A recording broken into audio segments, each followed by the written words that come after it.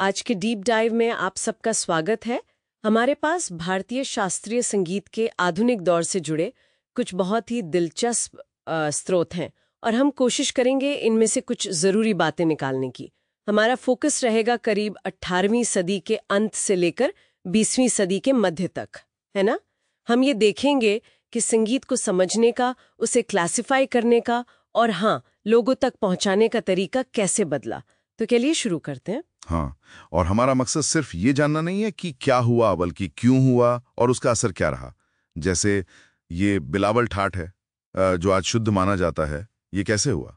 हाँ, ये बड़ा सवाल है। और संगीत को दोबारा खड़ा करने में किन लोगों का हाथ था और क्यों? नई शैलियां कैसे आईं? इन सब सवालों के जवाब कहीं ना कहीं इन स्रोतों में छिपे हैं। ठीक है, तो पहली तारीख जो हमारे सामने है वो है 1813, पटना, मोहम्मद रजा की नगमाते आसफी। यहाँ कहा गया है कि पहली बार आधुनिक काल में बिलावल को शुद्ध ठाठ माना गया।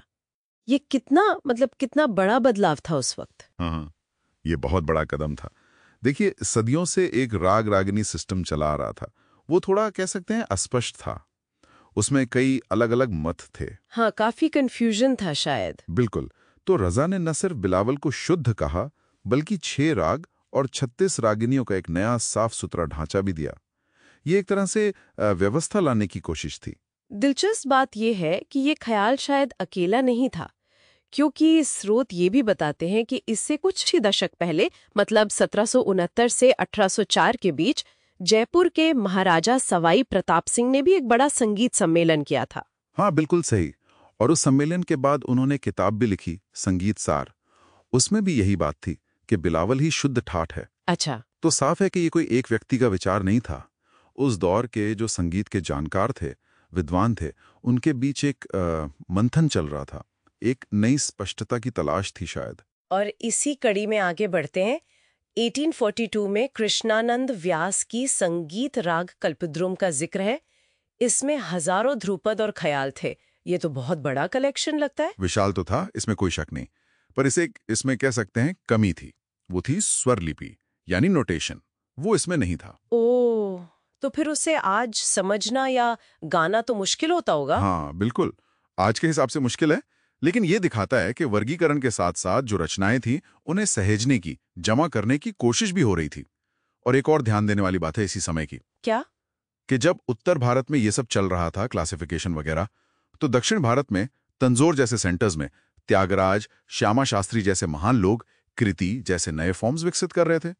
तो संगीत अलग अलग दिशाओं में अपने अपने तरीके से बढ़ रहा था। लेकिन क्या सभी लोग इन बदलावों को मान रहे थे? जैसे ये बिलावल वाला जो नया सिस्टम आया, या पुराने राग रागिनी वाले भी थे? हाँ, बिल्कुल थे। देखिए, बदलाव का विरोध तो हमेशा होता है। स्रोत में बंगाल के राजा सुरेंद्र मोहन टैगोर का नाम आता है। उन्होंने अपनी किताब यूनिवर्सल हिस्ट्री ऑफ म्यूजिक में पुरानी राग रागनी पद्धति का ही समर्थन किया। अच्छा। तो इससे पता चलता है कि ये बदलाव आसान नहीं था। काफी बहस, काफी चर्चा हुई होगी इस पर। और फिर हम आते हैं 20वीं सदी के शुरू में, करीब 1900 से 1950 का दौर। स्रोत इसे संगीत प्रचार का आधुनिक काल कहते हैं। और यहाँ दो नाम बहुत बड़े हैं, पंडित विष्णु नारायण भातखंडे और पंडित विष्णु दिगंबर पलुस्कर। कहा जाता है कि इन्होंने संगीत का उद्धार किया। ये उद्धार शब्द बड़ा वजनदार है। और काफी हद तक सही भी है। उन्होंने सिर्फ संगीत को इकट्ठा या क्लासिफाई नहीं किया, उन्होंने उसे समाज में एक नई इज्जत दिलाई, एक नई जगह दिलाई। कैसे? मतलब क्या किया उन्होंने? देखिए, दोनों ने ही देश भर में घूम घूम कर संगीत को समझा, सीखा, सिखाया। स्कूल्स खोले संगीत सिखाने के लिए। हाँ, ये तो बहुत जरूरी था। और सम्मेलन करवाए ताकि जो अलग अलग घरानों के कलाकार थे, विद्वान थे, वो एक जगह आएं, अपने विचार साझा करें। और सबसे जरूरी काम शायद भातखंडे जी ने किया, एक स्टैंडर्ड नोटेशन सिस्टम बनाया। अच्छा। जिससे लिखना पढ़ना आसान हो गया संगीत का। हाँ। इससे संगीत कुछ खास घरानों या परिवारों की मिल्कियत से निकलकर आम लोगों तक पहुंच सका। ये एक बहुत बड़ा संगठित प्रयास था। तो क्या हम इसे संगीत का लोकतंत्रीकरण कह सकते हैं, डेमोक्रेटाइजेशन? हाँ, एक तरह से कह सकते हैं। ज्ञान ज्यादा लोगों तक पहुंचा। लेकिन इसी दौर में जब एक तरफ ये व्यवस्था और शिक्षा पर जोर था, तो एक और धारा भी थी। वो परंपरा और आधुनिकता के बीच अपना एक अलग रास्ता बना रही थी। आप रविंद्र संगीत की बात कर रहे हैं? हाँ, बिल्कुल। विश्व कवि रविंद्रनाथ टैगोर, उनका योगदान बहुत अनूठा था। उन्होंने पुराने रागों का जो भाव था उसको तो पकड़ा, लेकिन जो बंदिशों के कड़े नियम थे ना, हाँ, उनको अक्सर ढीला किया।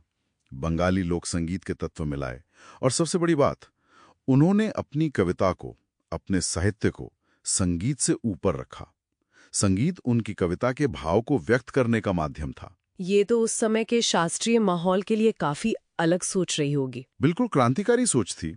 परंपरा से प्रेरणा लेना, लेकिन उससे पूरी तरह बंधा हुआ महसूस ना करना, ये उनकी खासियत थी। तो कुल मिलाकर अगर हम इस पूरी चर्चा को देखें तो ये डीप डाइव हमें दिखाता है कि कैसे 18वीं सदी के अंत के आसपास से संगीत में क्लासिफिकेशन की एक नई सोच आई, जिसमें बिलावल ठाट केंद्र में आया। हाँ, और कैसे रचनाओं को इकट्ठा करने, सहेजने की कोशिशें हुई, भले ही उनमें नोटेशन ना हो। और फिर 20वीं सदी में भातखंडे जी और पुलिस्कर जी जैसे लोगों ने न सिर्फ संगीत को व्यवस्थित किया, बल्कि उसे आम लोगों तक पहुंचाने का एक बहुत बड़ा काम किया, जिसने संगीत के पूरे सामाजिक परिवेश को ही बदल दिया। सही कहा।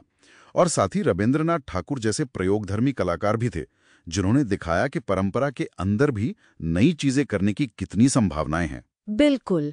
तो ये पूरी यात्रा यही दिखाती है कि भारतीय शास्त्रीय संगीत कोई म्यूजियम में रखी हुई चीज नहीं है।